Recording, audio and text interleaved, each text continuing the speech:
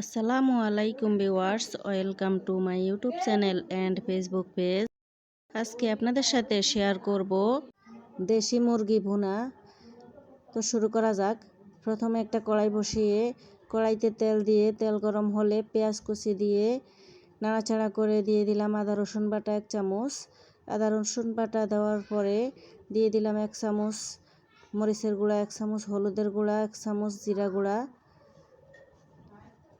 নাড়াচাড়া করে দিয়ে দিলাম সামান্য পরিমাণে পানি, যেন মশলাটা পুড়ে না যায়। এবার দিয়ে দেব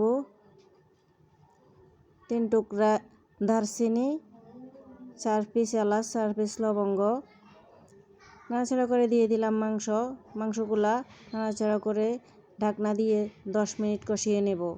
10 মিনিট কষানোর পরে দেখলাম সামান্য পরিমাণে পানি আছে, তো আবার ঢাকনা দিয়ে আরও 10 মিনিট কষিয়ে নেব।